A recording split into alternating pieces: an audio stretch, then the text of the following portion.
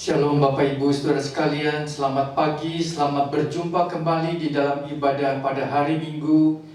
Mari kita siapkan hati kita untuk memulai ibadah pada pagi hari ini.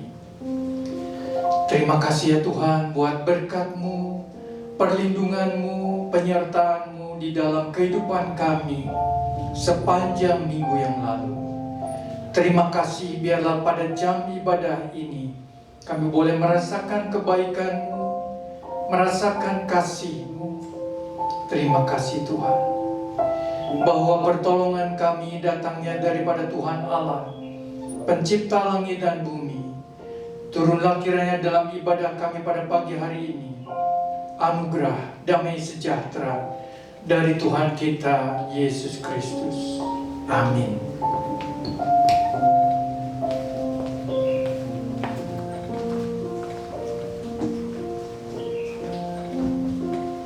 Shalom Bapak Ibu Saudara yang dikasih Tuhan. Bersyukur kalau pagi hari ini kembali kita boleh ada di dalam pertolongan Tuhan. Kita boleh kembali beribadah, mengucap syukur untuk segala kebaikan Tuhan. Mari kita akan angkat pujian. Kita berikan pujian yang terbaik untuk hormat kemuliaan Tuhan. Haleluya Yesus. Terima kasih Tuhan. Terima kasih Yesus. Ku beri kemuliaan dan hormat, ku angkat suara pujian, ku agungkan nama-Mu, ku beri kemuliaan dan hormat, ku angkat suara pujian, ku agungkan nama-Mu, sebab Kau besar, perbuatan-Mu ajaib, tiada seperti Engkau, tiada seperti Engkau, sebab Kau besar, perbuatan-Mu ajaib, tiada seperti Engkau, tiada seperti Engkau. Mari kita persembahkan pujian kita. Ku beri kemuliaan dan hormat, ku angkat suara pujian, ku agungkan nama-Mu, ku beri kemuliaan dan hormat, ku angkat suara pujian, ku agungkan nama-Mu, sebab Kau besar, perbuatan-Mu ajaib, tiada seperti Engkau, tiada seperti Engkau, sebab Kau besar, perbuatan-Mu ajaib, tiada seperti Engkau, tiada seperti Engkau, sebab Kau besar, sebab Kau besar,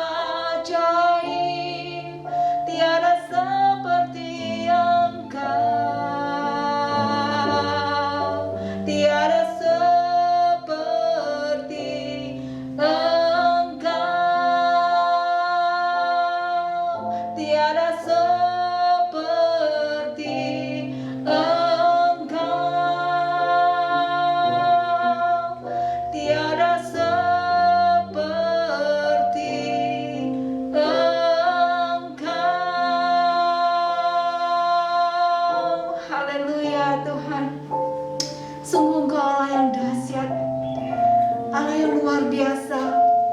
Namamu mengatasi segala nama Tuhan. Namamu ajaib sungguh Tuhan. Kami bersyukur. Kami bersyukur Engkau memilih kami. Engkau mengangkat kehidupan kami Tuhan. Engkau yang sudah menyelamatkan setiap kami. Kami mau bersyukur senantiasa Tuhan. Kami mau beri pujian kami, hormat kami hanya kepada Engkau.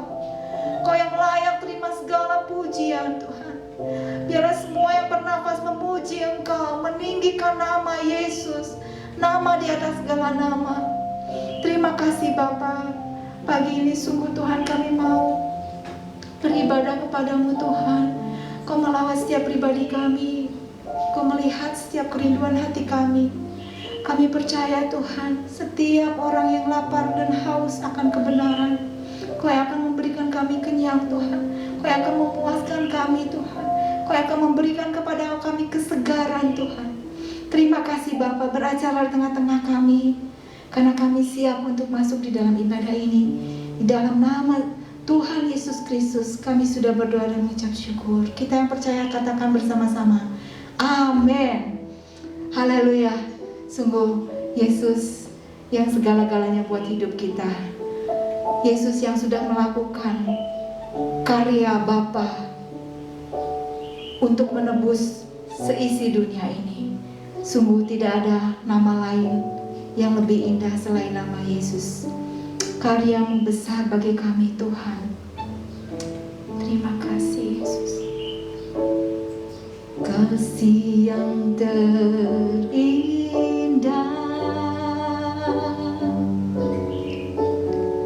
hati yang mulia,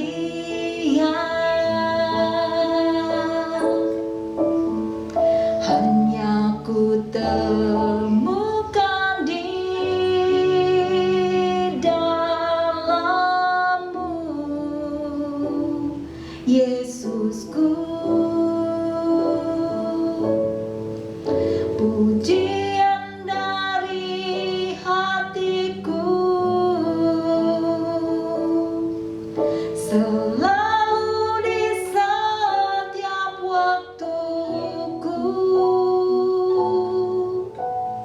tiada pernah berubah kasih-Mu.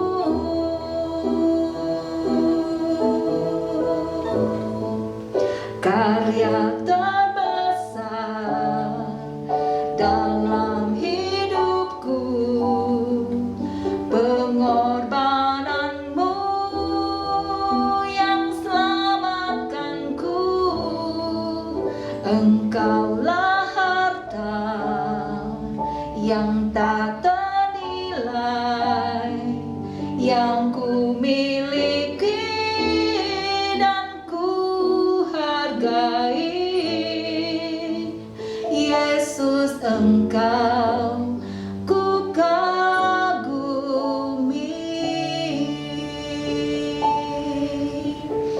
Sungguh kasih Yesus paling indah dalam hidup kita. Kasih yang terindah, hati yang mulia, hanya ku temukan di dalam-Mu, Yesusku. Pujian dari hatiku selalu di setiap waktuku, tiada pernah berubah kasih-Mu.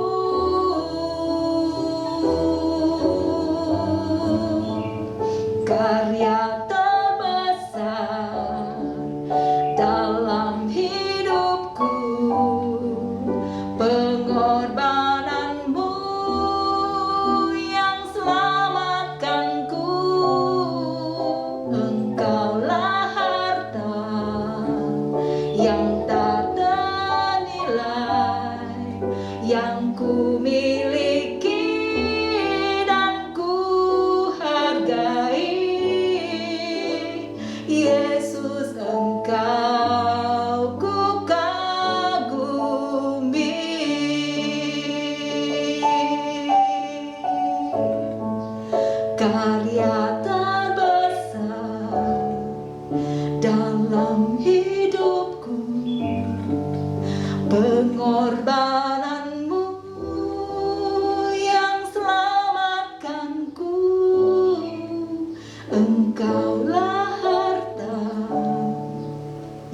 tak ternilai yang ku miliki dan ku hargai.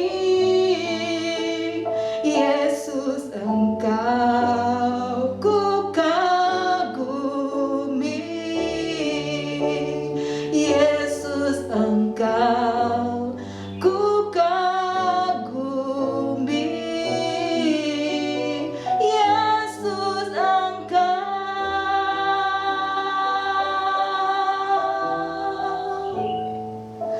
ku kagumi. Haleluya. Jiwa kami merindukan Engkau, Yesus. Haleluya. Kami sembah, kami tinggikan nama Yesus. Haleluya. Engkau ajaib, Engkau mulia. Kami bersyukur, kami menyembah Yesus Raja. Haleluya. Terima kasih kami dipersekutukan dengan Bapa oleh darah-Mu Yesus. Haleluya. Terima kasih, terima kasih. Engkau ajaib, Yesus. Terima kasih Bapa. Terima kasih Tuhan. Kami boleh bersekutukan kembali dengan Bapa. Terima kasih Tuhan. Terima kasih Yesus. Haleluya. Terima kasih. Haleluya Yesus. Haleluya Yesus. Masuk ruang Maha Kudus dengan darah anak domba. Ku masuk dengan hati tulus menyembah Yang Maha Kuasa. Ku masuk ruang Maha Kudus dengan darah anak domba. Ku masuk dengan hati tulus menyembah Yang Maha Kuasa. Ku menyembah-Mu,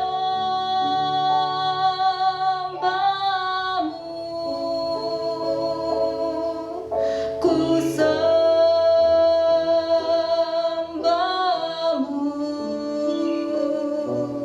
ku menyembah-Mu,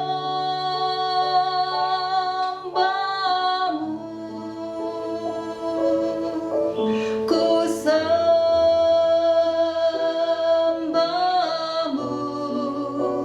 sebab nama-Mu kudus, kudus. Tuhan, ku menyembah-Mu,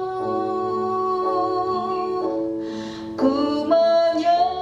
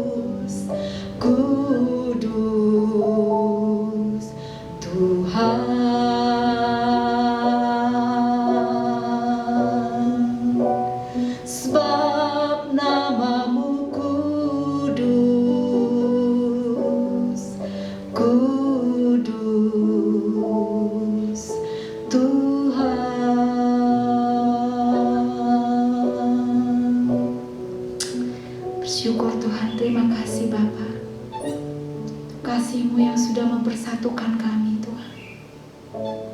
Kami rindu lebih lagi datang mendekat kepadamu, Bapa. Kami rindu lebih lagi, Tuhan, Engkau memulihkan kehidupan kami, Tuhan. Mari Bapa, Engkau melawat setiap kami, Tuhan.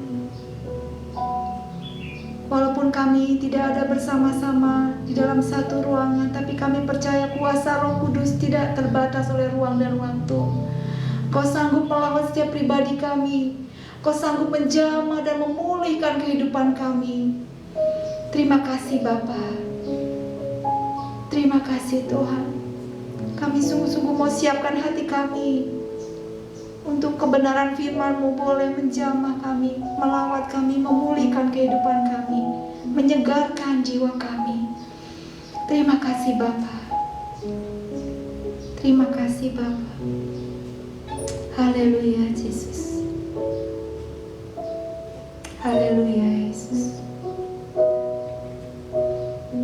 Pulihkan aku Tuhan dalam sisa hidupku ini. Segarkan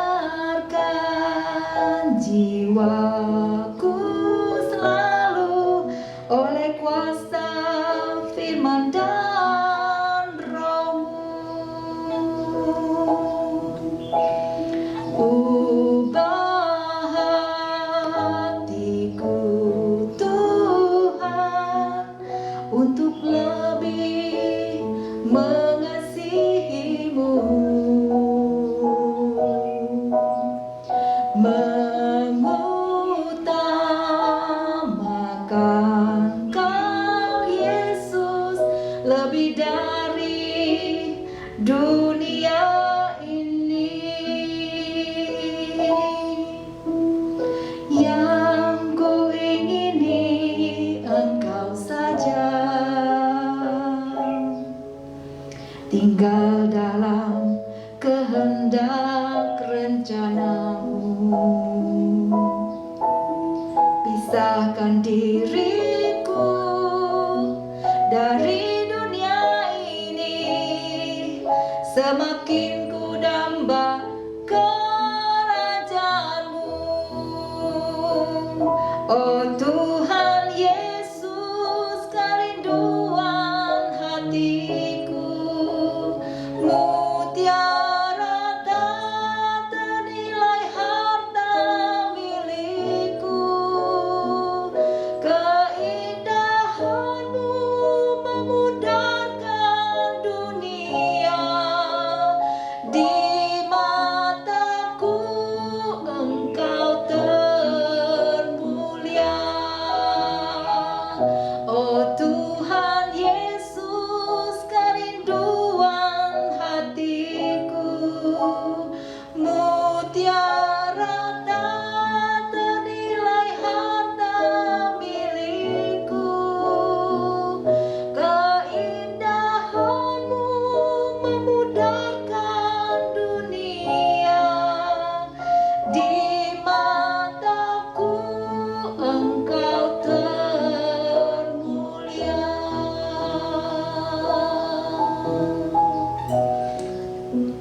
Yang ku ingini Engkau saja, tinggal dalam kehendak rencana-Mu. Pisahkan diriku dari dunia ini, semakin ku damba kerajaan-Mu.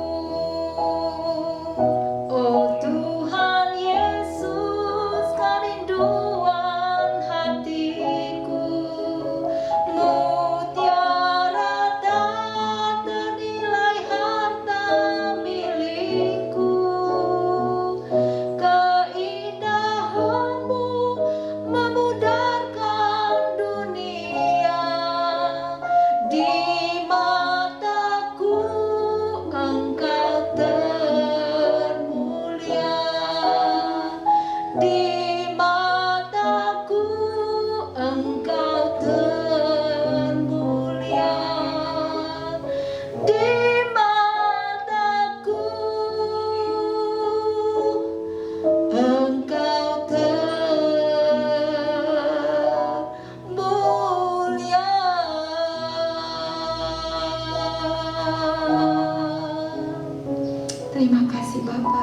Kau yang terindah dalam hidup kami Tuhan.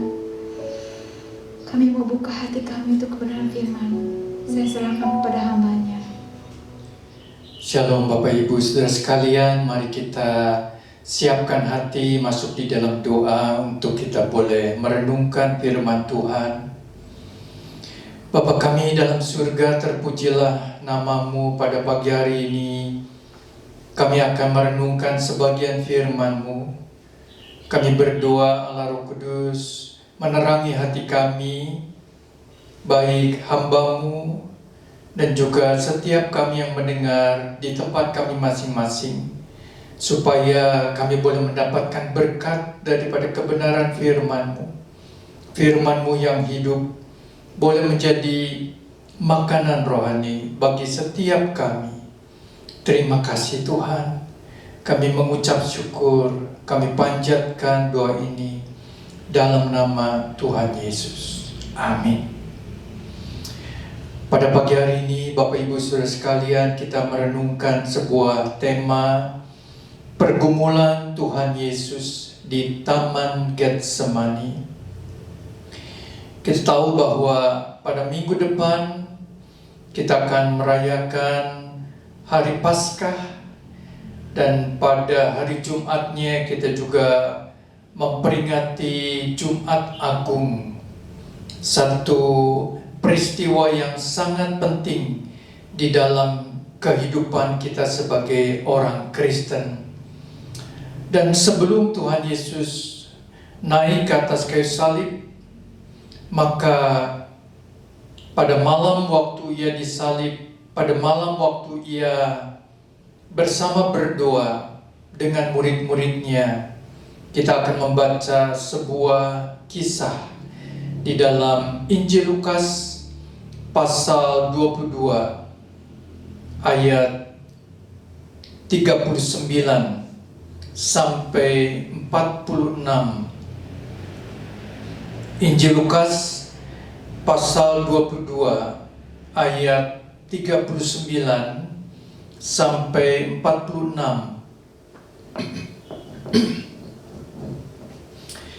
Demikian firman Tuhan.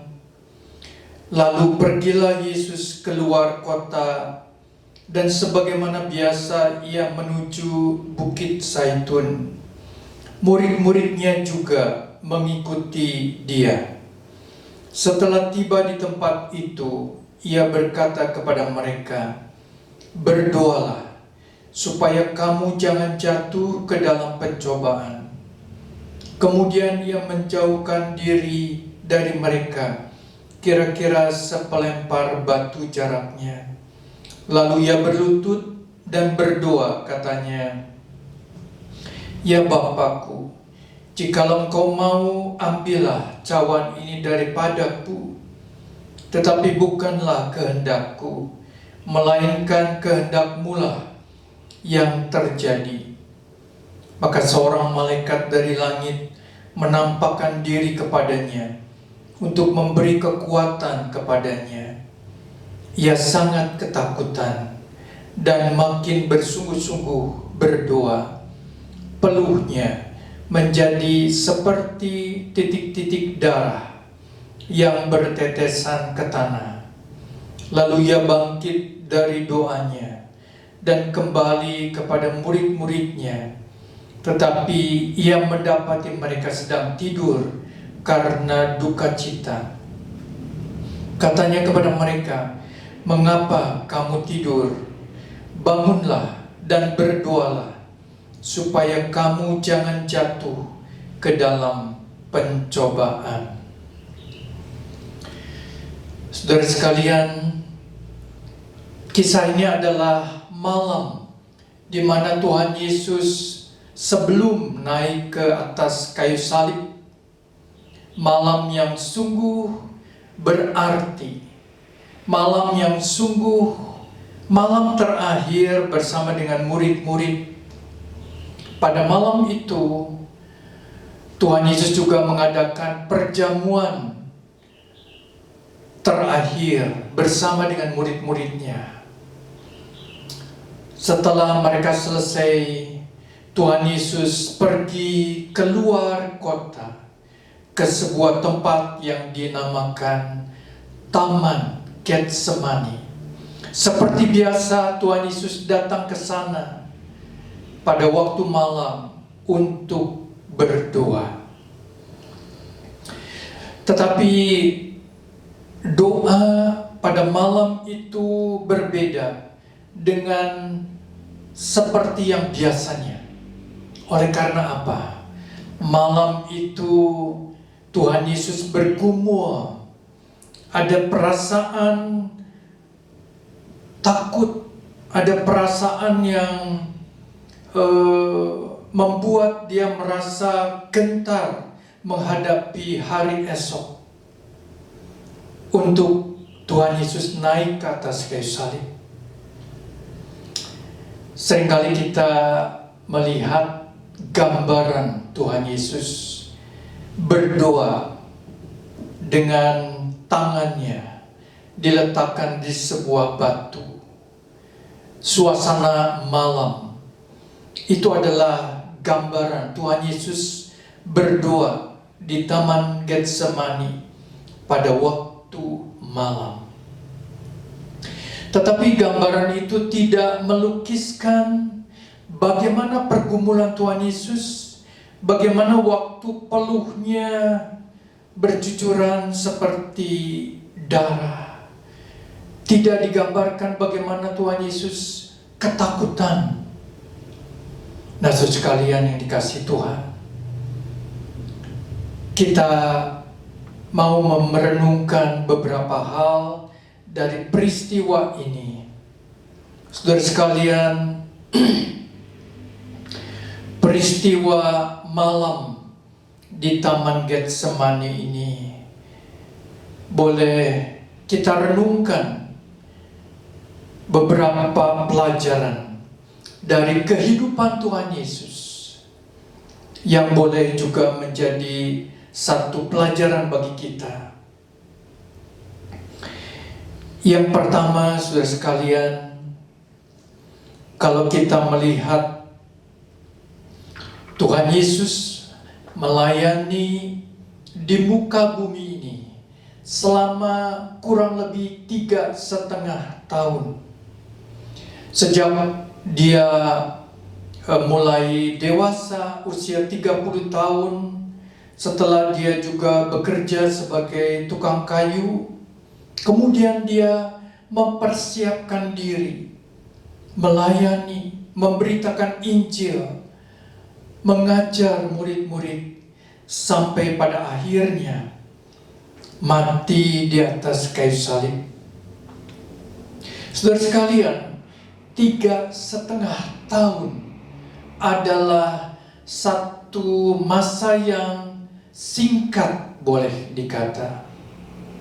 Masa yang singkat, tetapi masa yang singkat itu sungguh berarti, sungguh efektif, sungguh sangat dihargai oleh Allah Bapa. Maka hal yang pertama, kita mau merenungkan satu hal, bahwa Tuhan Yesus tahu tujuan hidupnya untuk menggenapi rencana Allah Bapa. Dan Tuhan Yesus dengan rela hati melakukan rencana Bapanya sampai selesai. Sampai selesai. Saudara sekalian yang dikasihi Tuhan, Tuhan Yesus tahu tujuan hidupnya. Di dalam Injil Lukas 9 ayat 51,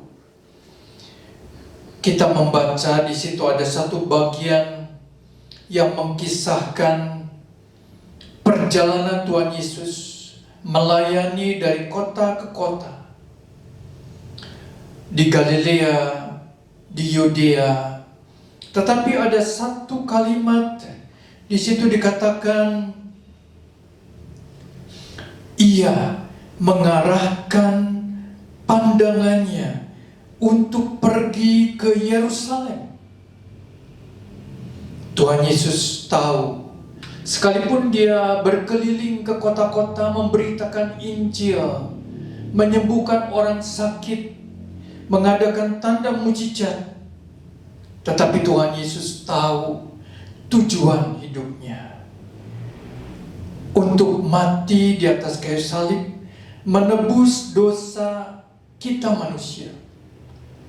Dan di sini dikatakan, ia mengarahkan pandangannya untuk pergi ke Yerusalem. Bapak Ibu Saudara sekalian yang dikasihi Tuhan, kalau kita merenungkan pelayanan Tuhan Yesus di muka bumi selama 3,5 tahun, begitu efektif, begitu berarti, begitu padat. Kalau kita bandingkan saudara sekalian dengan bangsa Israel, di dalam perjanjian lama, bangsa Israel pada waktu mereka keluar dari Mesir, Nabi Musa memimpin bangsa Israel keluar dari Mesir, dari tanah perbudakan, untuk mereka menuju ke tanah perjanjian, tanah Kanaan. Tetapi apa yang terjadi? Akhirnya mereka berputar-putar di padang gurun selama 40 tahun. Mereka berputar-putar di padang gurun selama 40 tahun. Ada banyak orang Israel yang meninggal, yang binasa, dan sempat mereka juga terpikir untuk kembali ke Mesir. Sempat mereka mau berontak kepada Musa dan ingin kembali ke Mesir. Saudara sekalian, di sini kita renungkan satu kata, yaitu mengembara. Berputar-putar di padang gurun, mengembara. Saudara sekalian yang dikasihi Tuhan, kalau kita merenungkan hidup kita, apakah kita tahu tujuan hidup kita di dalam dunia yang fana, di dalam dunia yang sementara ini? Apakah kita hanya hidup dengan satu kata, yaitu mengembara? Kita tidak mengerti arah tujuan kita. Kita hanya berputar-putar, kita hanya hidup tanpa arah tujuan.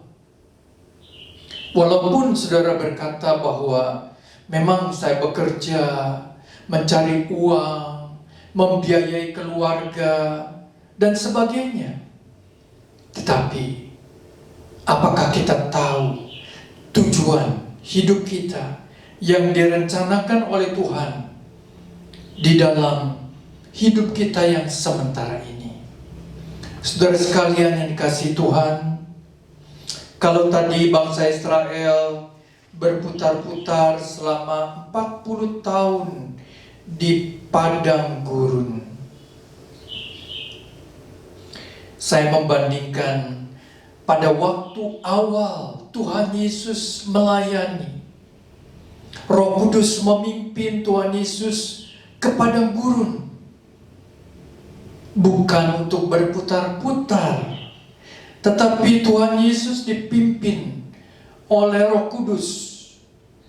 Di dalam Injil Lukas pasal yang keempat disebutkan Tuhan Yesus berpuasa selama 40 hari. Kalau bangsa Israel 40 tahun di padang gurun, maka Tuhan Yesus berpuasa 40 hari. Saya yakin selama 40 hari di padang gurun, Tuhan Yesus banyak berdoa, mencari kehendak Tuhan, Dan salah satunya dia tahu tujuan hidupnya untuk menebus dosa manusia. Saudara sekalian, sejak Tuhan Yesus selesai berpuasa selama 40 hari, maka dia kembali ke Galilea dengan kuasa Roh Kudus, dengan urapan yang daripada Tuhan. Saudara sekalian yang dikasihi Tuhan, kalau Tuhan Yesus mempunyai waktu 3,5 tahun, waktu yang singkat tetapi efektif untuk melakukan kehendak Tuhan. Di dalam hidupnya, Tuhan Yesus selalu menjalankan perintah dan kehendak Tuhan. Kalau saya boleh katakan, Tuhan Yesus yang masih muda, menikah pun tidak. Oleh karena dia tahu tujuan hidupnya yang singkat, 3,5 tahun, harus dia isi dengan apa yang ditugaskan bagi dia sampai dia mati di atas kayu salib. Saudara sekalian yang dikasihi Tuhan, sampai di atas kayu salib Tuhan Yesus dapat berkata, sudah selesai, it is finished.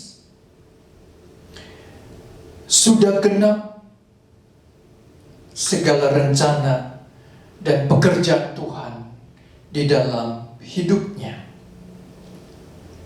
Saudara sekalian yang dikasihi Tuhan, biarlah kita pun pada saat ini boleh mengerti maksud dan tujuan Tuhan di dalam hidup kita, supaya hidup kita berarti, supaya hidup kita tidak sia-sia. Ada satu ayat yang diucapkan, ditulis oleh Rasul Paulus di dalam Filipi 3 ayat 13-14 yang berkata demikian. Rasul Paulus berkata, aku melupakan apa yang telah di belakangku dan mengarahkan diri kepada apa yang di hadapanku, dan berlari-lari kepada tujuan untuk memperoleh hadiah, yaitu panggilan sorgawi dari Allah dalam Kristus Yesus. Saudara sekalian, tadinya Rasul Paulus pada waktu dia terpanggil, pada waktu dia bertobat, pada waktu dia berjumpa dengan Tuhan Yesus, usianya tidak muda lagi. Dan pada waktu dia berjumpa dengan Tuhan Yesus, dia berkata, dia melupakan apa yang di belakangnya.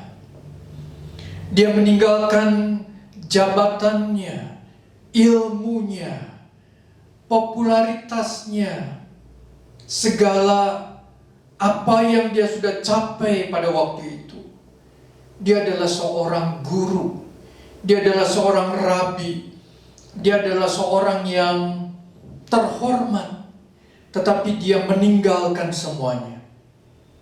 Dia mau mengejar satu hal, panggilan surgawi dari Allah kepada dia. Saudara sekalian yang dikasihi Tuhan, biarlah kita boleh menerima, menemukan panggilan kita dari Tuhan bagi kita.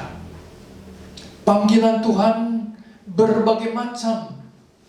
Bukan berarti setiap kita menjadi penginjil, atau menjadi pendeta, atau menjadi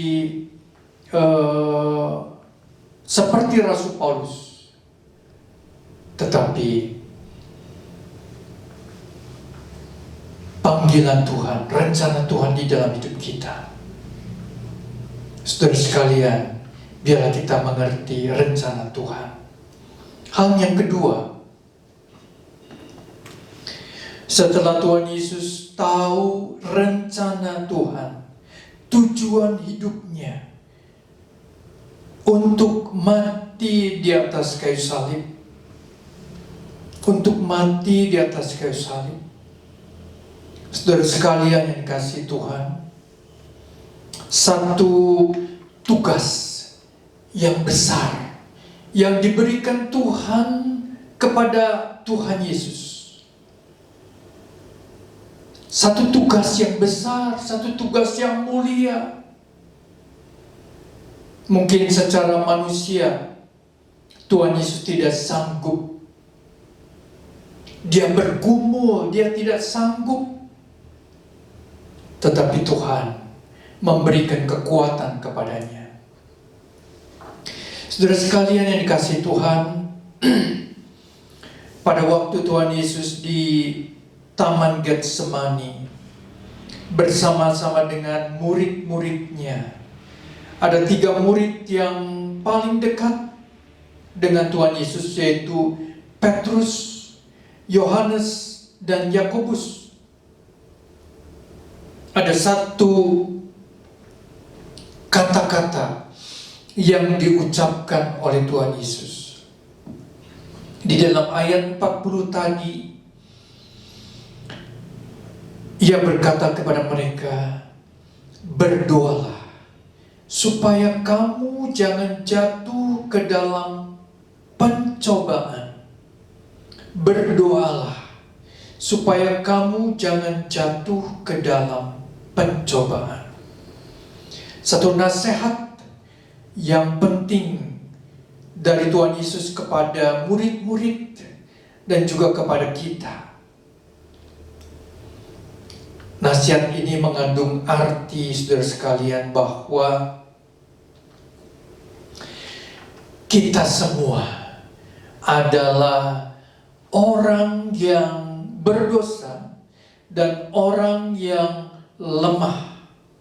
Kita bisa jatuh di dalam dosa. Kita bisa jatuh di dalam dosa. Kita harus menyadari kita adalah lemah. Kalau kita tidak berjaga-jaga, satu kali kita bisa jatuh. Satu kali kita akan dipermalukan. Saudara sekalian, tetapi seringkali kebanyakan dari orang Kristen merasa bahwa dirinya kuat. Seringkali kita merasa bahwa kita aktif melayani, rajin berdoa. Kita merasa bahwa diri kita kuat. Hal ini terjadi kepada Rasul Petrus. Pada waktu Petrus di dalam perjamuan malam bersama dengan Tuhan Yesus, maka ada satu percakapan. Di situ Tuhan Yesus berkata, Simon atau Petrus, Simon Petrus, lihat iblis menuntut untuk menampi kamu seperti gandum. Tuhan Yesus berkata, hati-hati Simon Petrus, engkau merasa dirimu kuat, engkau merasa dirimu tidak jatuh. Petrus pernah berkata, Tuhan, aku bersedia masuk penjara dan mati bersama dengan Engkau. Ini menunjukkan betapa Petrus sombong, merasa diri kuat. Saudara sekalian yang dikasihi Tuhan, Tuhan Yesus berkata supaya kita berjaga-jaga. Jangan seperti Petrus yang pada akhirnya dia menyangkal Tuhan 3 kali. Tetapi saya terharu oleh karena Tuhan Yesus berkata, "Aku telah berdoa untuk engkau supaya imanmu jangan gugur." Supaya imanmu jangan gugur. Tuhan Yesus berdoa bagi Petrus. Tuhan Yesus berdoa bagi kita supaya iman kita jangan gugur. Saudara sekalian, poin yang kedua ini, Tuhan Yesus pada waktu dia mengerti tujuan hidupnya, dia juga mengerti untuk mencapai, melaksanakan tujuan hidupnya, kehendak Tuhan bukan berarti mudah. Bukan berarti tanpa tantangan. Tuhan Yesus harus bergumul. Tuhan Yesus harus mengalami pergumulan secara emosional, secara batin. Di dalam ayat 44 dari Lukas 22 dikatakan, ia sangat ketakutan dan makin bersungguh-sungguh berdoa. Tuhan Yesus tidak pura-pura. Tuhan Yesus sungguh-sungguh mengalami, merasakan ketakutan yang sangat dalam. Saudara sekalian, setiap kita umat manusia pasti pernah merasakan ketakutan di dalam berbagai macam persoalan hidup, di dalam berbagai macam situasi. Kita pernah mengalami berbagai macam ketakutan, mulai kita kecil sampai kita dewasa. Jangankan jauh-jauh, kita melihat di media sosial ada pegawai negeri yang ketakutan ketika mau divaksin. Harus dipegang, harus dibujuk oleh temannya untuk disuntik vaksin. Saudara sekalian yang dikasihi Tuhan, ada berbagai macam ketakutan yang dialami oleh manusia. Ada yang sepertinya masuk akal, ada yang sepertinya aneh ataupun tidak masuk akal. Tetapi itulah gambaran manusia. Manusia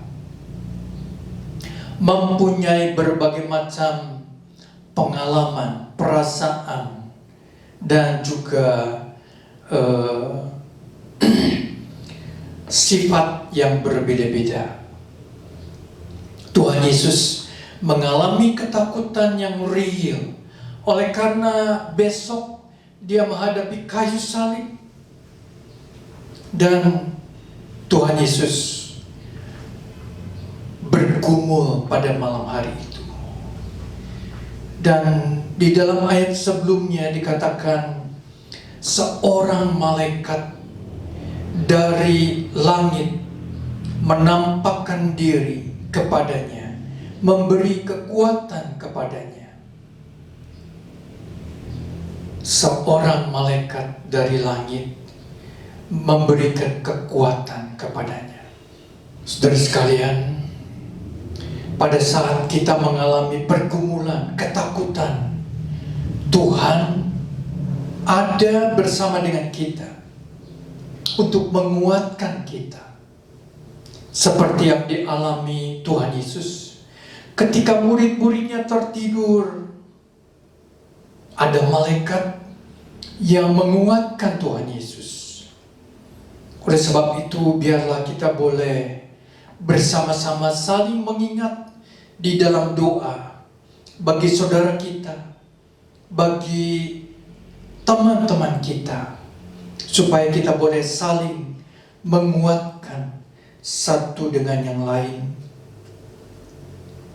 Dan di dalam Injil Matius, di situ dikatakan,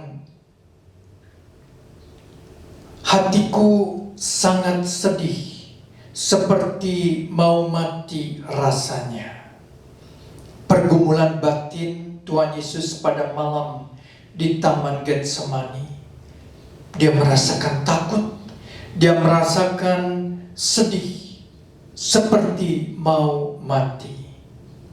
Saudara sekalian yang dikasihi Tuhan, ada satu ayat di dalam Amsal yang mengatakan, tidak ada seorang pun yang bisa memahami pergumulan, kesedihan, kepedihan hati seseorang. Jadi setiap kita mempunyai pergumulannya masing-masing. Mungkin orang lain tidak tahu, mungkin keluarga kita tidak tahu, tetapi diri kita yang tahu. Tetapi Tuhan melihat kita, memberikan kekuatan kepada kita, dan menghiburkan kita. Saudara sekalian, biarlah kita boleh tabah menghadapi penderitaan, oleh karena satu kali kita dapat mengatasinya dengan baik. Kadang-kadang penderitaan itu boleh membawa kita lebih dekat kepada Tuhan. Penderitaan itu membawa kita lebih dekat kepada Tuhan. Satu kisah dari seorang wanita yang bernama Fanny Crosby. Seorang wanita yang pada waktu itu berusia 30 tahun. Dia seorang wanita yang buta. Tetapi dia diberikan talenta oleh Tuhan untuk membuat puisi, menyanyi, dan mempunyai bakat seni. Sampai dia menjadi seorang pengajar di sebuah institut bagi orang-orang buta di New York. Nah, saudara sekalian, institut mungkin yang pertama yang didirikan bagi orang-orang buta. Dan kita tahu oleh karena bakatnya, Fanny Crosby dikenal oleh banyak orang. Dia diundang oleh para pejabat, oleh presiden, oleh orang-orang penting. Dengan kata lain, Fanny Crosby yang pada waktu itu berusia 30 tahun dipandang sebagai seorang wanita yang hebat, berbakat, dan terkenal. Sekalipun dia buta. Kita boleh membayangkan pada zaman ini ada seorang penyanyi yang buta bernama Andrea Bocelli. Sekalipun buta tetapi dia terkenal. Dia menyanyi dengan penuh penjiwaan. Tetapi apa yang terjadi pada Fanny Crosby? Satu kali di tahun 1849 terjadi wabah kolera, wabah penyakit kolera yang begitu dahsyat di Amerika. Dan di institut itu para siswa Saya tidak tahu berapa jumlah mereka, tetapi dikatakan separuhnya meninggal oleh karena penyakit kolera ini. Pada waktu itu, Fanny Crosby juga merasa mungkin dirinya bisa meninggal, nyaris meninggal. Tetapi Tuhan masih menyelamatkan dia. Di situ dia mulai sadar. Di situ dia mulai kembali kepada Tuhan. Di situ dia mengambil keputusan untuk percaya kepada Tuhan. Tadinya dia belum sungguh-sungguh mengikut Tuhan. Tetapi setelah peristiwa itu, wabah kolera, Fanny Crosby sungguh-sungguh mengabdikan hidupnya bagi Tuhan. Sehingga akhirnya dia menuliskan lagu-lagu pujian, lagu-lagu himne yang terkenal sampai sekarang. Bahkan dia disebut sebagai ibu daripada penggubah lagu-lagu himne di dalam gereja. Saudara sekalian kasih Tuhan, biarlah kita tidak usah kecil hati pada waktu kita mengalami pergumulan, oleh karena Tuhan punya rencana, punya maksud yang mulia di balik semuanya itu. Saudara sekalian, pada waktu Tuhan Yesus bergumul di dalam doa,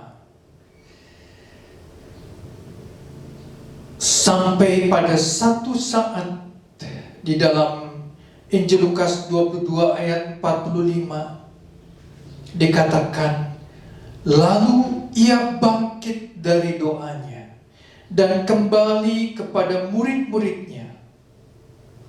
Saudara sekalian, Tuhan Yesus tahu ada saatnya bergumul, ada saatnya berdoa, tetapi ada saatnya Tuhan ingin Tuhan Yesus bangkit, berdiri, menghadapi kenyataan, menghadapi tantangan, menghadapi hari esok.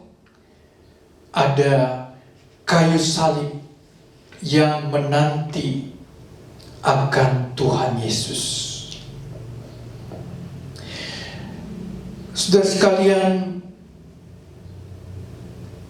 ada banyak orang yang bertanya dengan pandemi COVID-19 ini, kapan kita bisa seperti dulu lagi? Kapan dunia ini kembali seperti dulu? Sekarang kita menghadapi yang disebut new normal.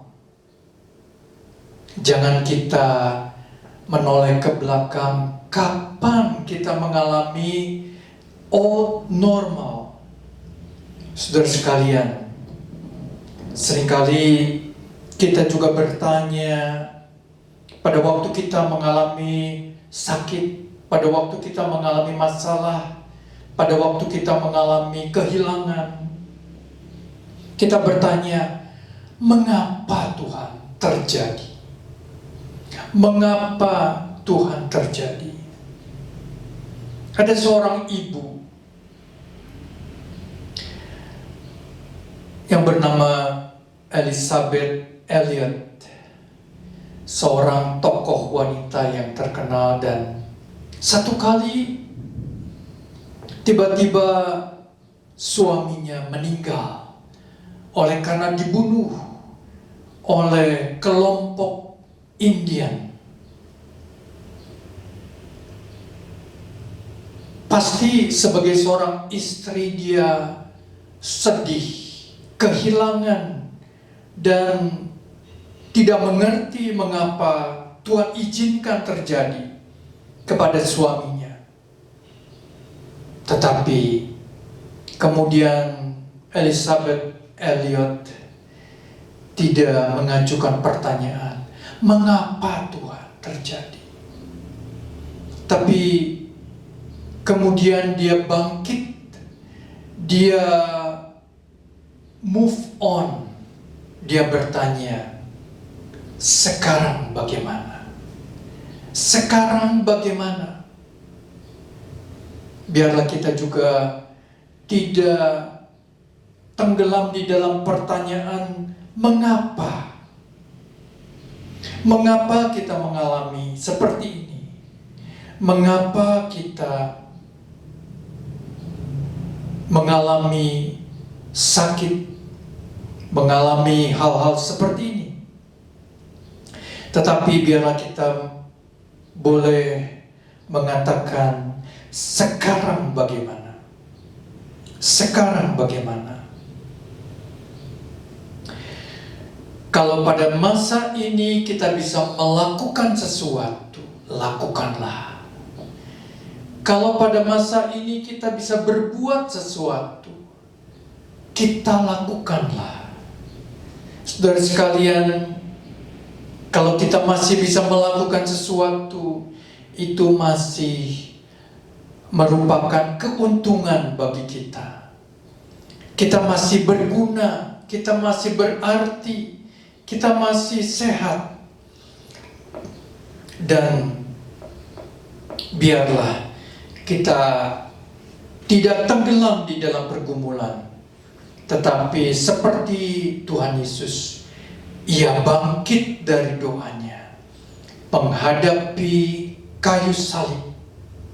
Saudara sekalian yang dikasihi Tuhan, dan seorang yang bernama Philip Brooks berkata, saya tidak berdoa memohon beban yang lebih ringan, melainkan saya berdoa supaya diberikan punggung yang lebih kuat atau bahu yang lebih kuat menanggung akan beban itu. Saudara sekalian yang dikasihi Tuhan, biarlah kita boleh mengingat yang pertama, apa tujuan kita di dalam hidup kita yang singkat di dalam dunia ini. Yang kedua, jangan putus asa atau jangan menjadi lemah apabila kita harus menderita, mengalami pencobaan. Tuhan Yesus mengalami penderitaan yang jauh lebih berat daripada kita. Yang ketiga, kita harus bangkit. Kita harus percaya bahwa Tuhan menyertai kita, menolong kita sampai menjumpai kemenangan. Tuhan memberkati saudara sekalian. Kiranya firman ini boleh senantiasa tertanam di dalam hati kita. Amin. Mari kita berdoa. Tuhan Yesus, terima kasih buat teladan yang indah yang Engkau berikan kepada kami pada saat Engkau bergumul di Taman Getsemani pada waktu malam sebelum Engkau naik ke atas kayu salib. Tuhan, kami rindu, kami juga boleh menteladani Engkau di dalam hidup kami yang singkat di dalam dunia ini, supaya kami boleh mencapai tujuan kami, supaya kami tidak menjadi lemah dan mencapai keberhasilan, mengakhiri pertandingan yang baik di dalam hidup kami. Tuhan memberkati akan firman. Di dalam nama Tuhan Yesus kami panjatkan doa ini. Amin.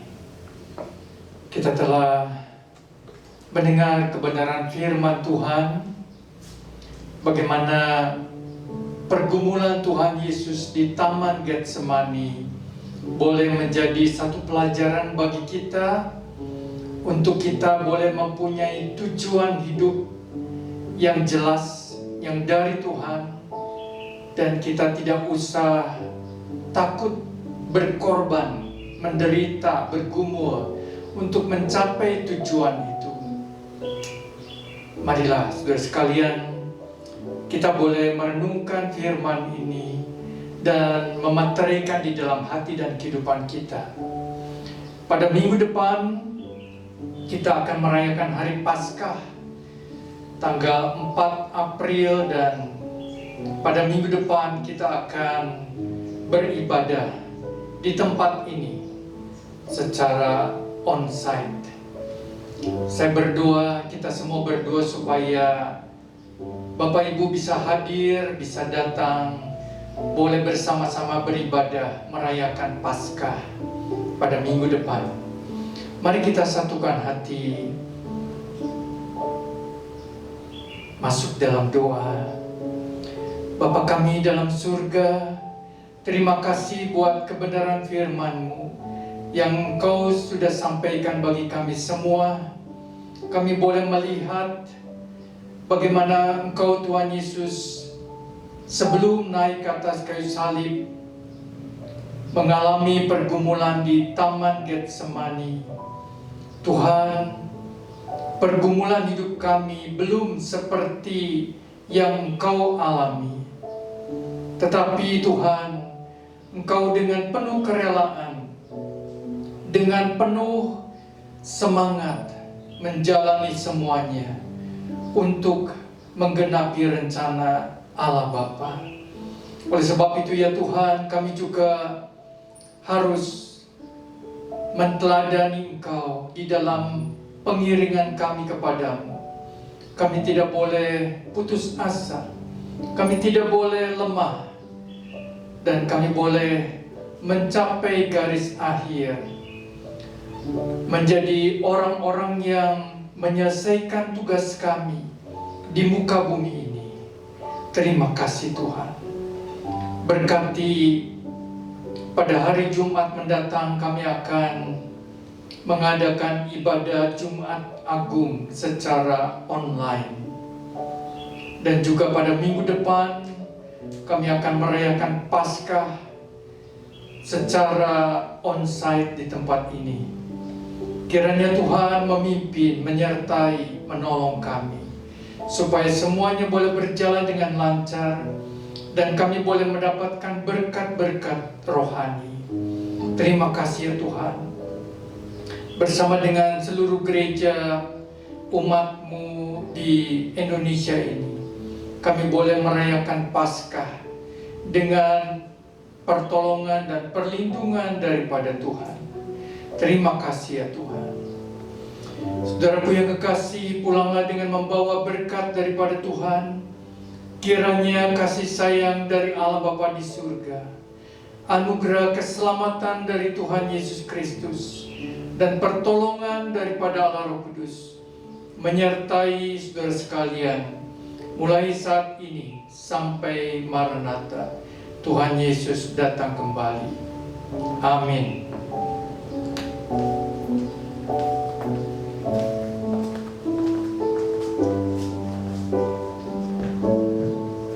Haleluya Yesus. Segala puji, hormat juga syukur ku naikkan bagimu, karena cintamu yang tiada terukur, segenap hidupku bagimu. Haleluya. Selamat pulang, Tuhan Yesus memberkati.